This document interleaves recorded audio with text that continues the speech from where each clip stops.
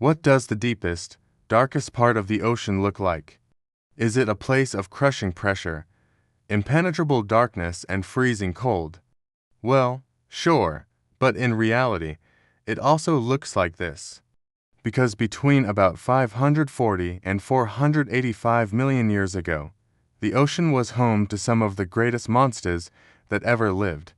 And we gonna explore them all in today as episode of What If Life on Earth Had a Deformity. Welcome to Paleontology. Today we're talking about the first big predatory animals and what their deformities might have looked like. The first animals with shells and skeletons started evolving around 530 million years ago. This is known as the beginning of the so-called Cambrian explosion. Now, these were small, soft-bodied creatures called mollusks. They floated around the shallow seas, scooping up organic matter with what would eventually evolve into tentacles. For a while, life was great for mollusks. There wasn't much to eat them. But after about 20 million years, things changed. A few different groups of animals started developing hard shells and skeletons, and with those came powerful jaws and sharp teeth. In a very short amount of time, the ocean went from being full of prey to being full of predators. And if you were a tiny floating mollusk, that could only mean one thing: game over. The most famous of these new predators is probably Anomalocaris. You may have heard of it before because it's one of the most popular sea monsters on this channel. It had a huge head with massive stalked eyes and a giant mouth filled with spiky teeth. These teeth were used to slice up prey and pass it through an expandable esophagus into its gut. It also had the huge frontal appendages that it used to scoop up prey and bring it to its mouth. But those weren't its only appendages.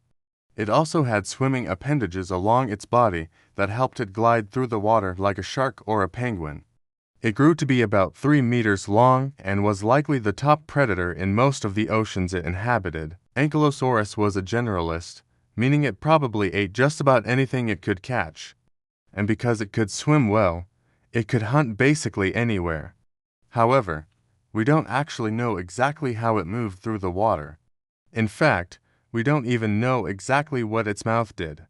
Some people think it worked kind of like a suction bulb, taking food in with negative pressure. Others think it was more like a conveyor belt, bringing food towards its mouth. Still, others think it was more like a crab claw, using its mouth to manipulate its food before swallowing it whole.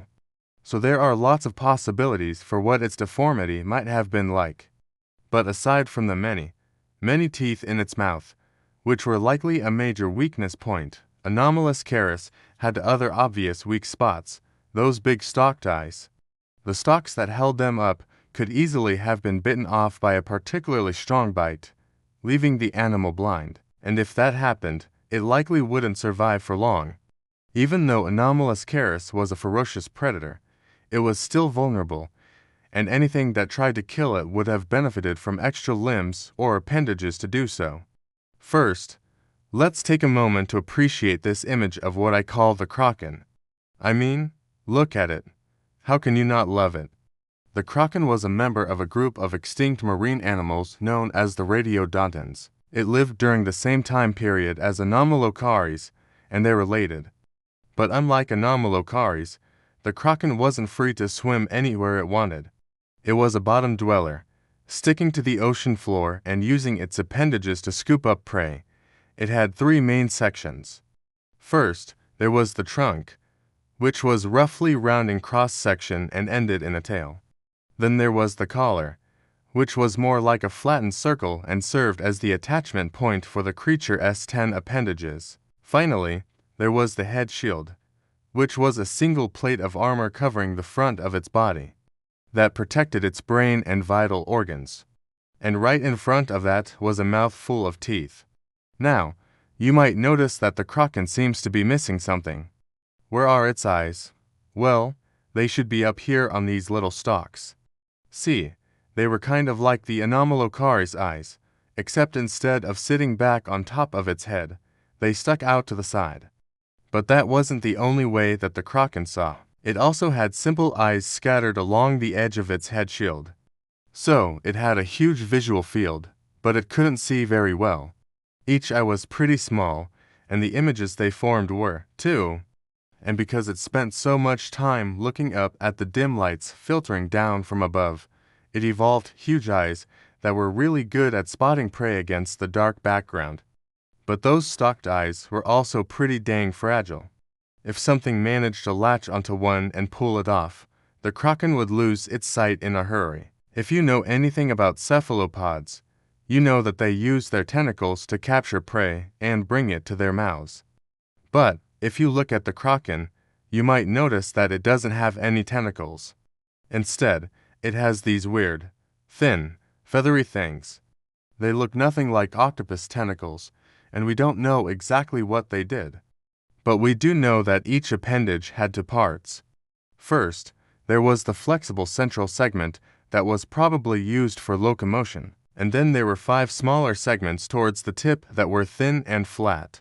And those are definitely more like tentacles.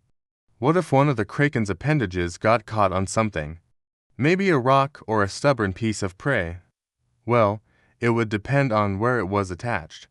The central segment could probably be jettisoned without too much trouble, but the 5 terminal segments were fused together and kind of floppy. So, if one of those got snagged, it would probably rip the rest of the appendage off. Losing one of these modified appendages would be bad news for the kraken. Not only would it lose a valuable tool for finding food, but it would also lose the ability to sense vibrations and chemicals in the water. It might even lose the ability to grip onto rocks and move around on the seafloor. Basically, losing an appendage would hamper its ability to find food, reproduce, and escape predators. And speaking of predators, if you were a bottom-dwelling animal with huge eyes, your head was probably a tasty target. Many of the animals that lived during the Cambrian explosion had large, powerful heads. They didn't always end up eating the whole animal, but sometimes that was the case. Imagine a kraken getting attacked by a school of anomalocaris. Its big eyes would be ripped off and its brain would get sucked into a mouth filled with rows and rows of teeth.